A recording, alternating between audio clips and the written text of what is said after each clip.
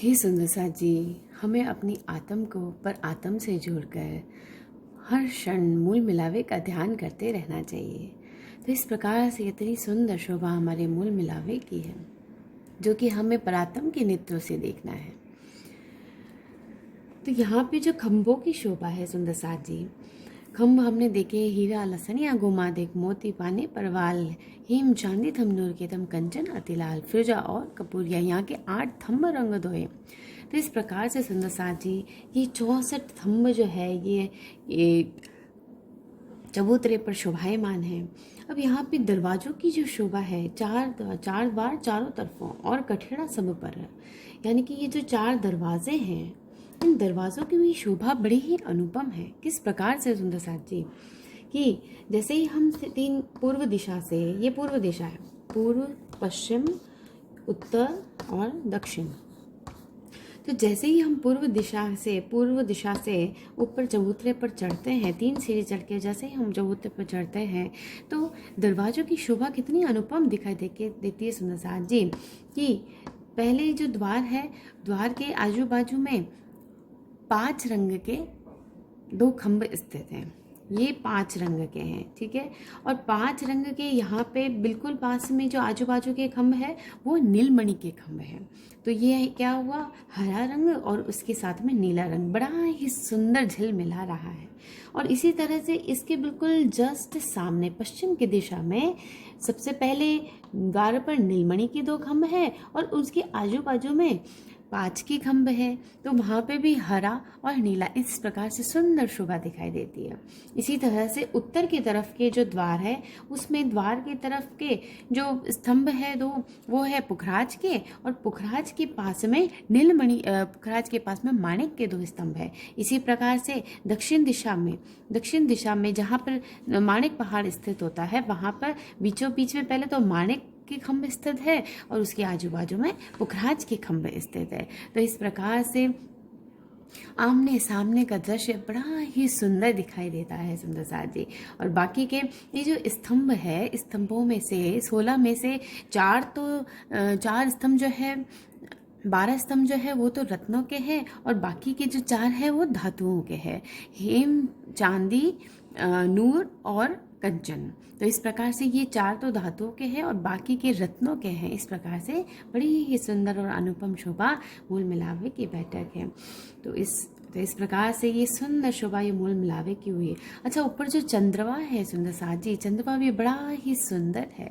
नीचे गिलम जो है वो तो लाल रंग का है और ऊपर चंदवा जो है वो हरा रंग का है। तो इस हरे रंग के चंदवा पे बड़े ही सुंदर बेल फूल नकश कटाव कई कई तेज जोत जुगत, देख देख के देखिए नैना क्यों ना होए त्रिपत। तो इस प्रकार से बड़ा ही सुंदर चंद्रमा झिल मिला रहा है। चंद्रमा के बीचों बीच में लाल और माणे लटक रहे हैं। तो इस प्रकार से यहाँ ऊपर से हरी आभा आती है, नीचे से लाल आभा आती है। इसी प्रकार से चारों तरफ से सुंदर रंग बिरंगे 3 रंग में कई तरंग, मतलब हर एक रंग में भी कई तरंगे एक दूसरे से फूट रही हैं। एक ऐसा लगता है कि एक दूसरे से जंग कर रही हैं। इतना सुंदर गहन प्रकाश जो है वो यहाँ पर हमें दिखाई देता है। इस प्रकार से सुंदर साथी ये हमारे मूल मिलावे की बैठक है, जो कि हमें हर पल याद करते रहना चाहिए। बोलो श्री प्राणनाथ प्यारे की जय। तो इस प्रकार से सुंदरसा जी 28 स्तंभ के चौक के आगे 4 चौरस हवेलियां हो गई और 4 गोल हवेलियां, जिसमें से प्रथम गोल हवेली हमने देखा मूल मिलावे की बैठक है। इसी प्रकार की सारी गोल हवेलियां पूरी नवों में इसी प्रकार की ये गोल हवेलियां बनी हुई है। परंतु हमने यहाँ पे जब सुरता फिराई तो हम इस प्रथम हवेली में बैठे थे राज्य महाराज के साथ में। तो इस प्रकार से 4 चौरस 4 गोल, 4 चौरस 4 गोल, इस प्रकार से जब 8 फिरावे अर्थात पूरे 32 फिरावे जो है इन चौरस और गोल हवेलियों के हो जाते हैं, तो अंत में एक फिरावा यानी कि 4 हवेलियां पंचमौला हवेलियों की आती है। तो इस प्रकार से पंचमौल हवेलियां किस प्रकार से है सुंदरसा जी? तो जिस प्रकार से हमारा एक चौपड़ का दृश्य होता है, आपने देखा होगा चौपड़ किस प्रकार से होता है, बस उसी प्रकार से इस प्रकार से ये पंचमोहला हवेलियाँ, पंचमहल नाम से पता चला पंचमहल अर्थात इसमें 5 महल है, 1 2 3 4 5।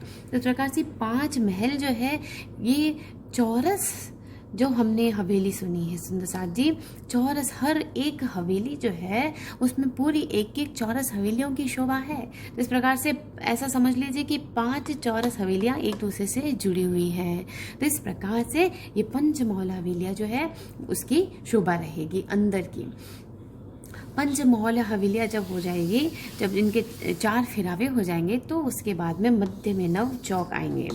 नव चौक जो है, नव चौक किस प्रकार से 3 हार के हिसाब से ये नव चौक रंग महल का बिल्कुल मध्य का भाग है, सेंटर ऑफ रंग महल।